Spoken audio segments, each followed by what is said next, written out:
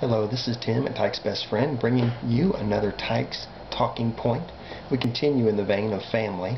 Remember, we were talking about before what it means to co-submit in a family. We spoke a little bit about a father's place, and he was supposed to love his wife as Christ loved the church. That meant sacrificing himself for her.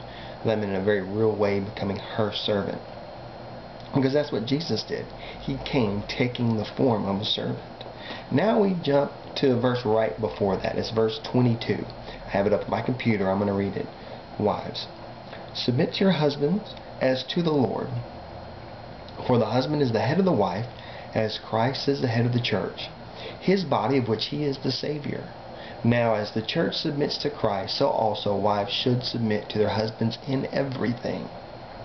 Now remember, I think that Paul used the relationships of the family to illustrate to the church what it meant for them, the people of the church, to live in submission to each other.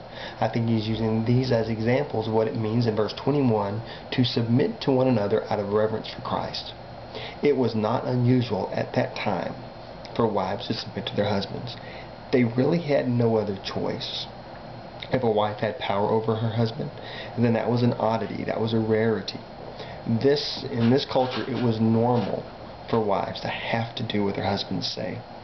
So for him to say, wives, submit to your husbands, and even give the logic of what he thought was logic at the time, for the husband is the head of the wife as Christ is the head of the church, that was nothing unusual to them. That wouldn't have shaken their world. It wasn't a seismic shift, so to speak. But he says, wives, submit to your husbands as to the Lord. That's it. That's the change. Just as he told husbands to love their wives as Christ loved the church. This is what he does. He takes the common relationship and the way it commonly functions, and he says, okay, now when you do it, and you're going to have to do it anyway, when you do it as an act of worship. Do it as if you're doing it for Jesus. Do it as to the Lord.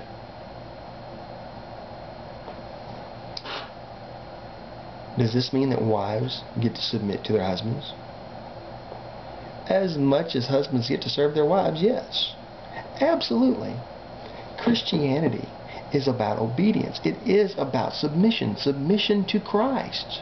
That is the essence of what we do, of what we're called to. We are called to be obedient. We aren't called to have power and work power over others. So the question becomes, when you look at the other, and if you're a wife and you look at your husband, can you see Jesus there? When you look at him, can you love him with the love of Christ? That same love that led to death of Christ for him. Can you submit to him as to Christ? Can you be obedient? Can you listen to what Christ is saying through him, even if he's a horrible husband? Because you know what? Christianity isn't about what's fair.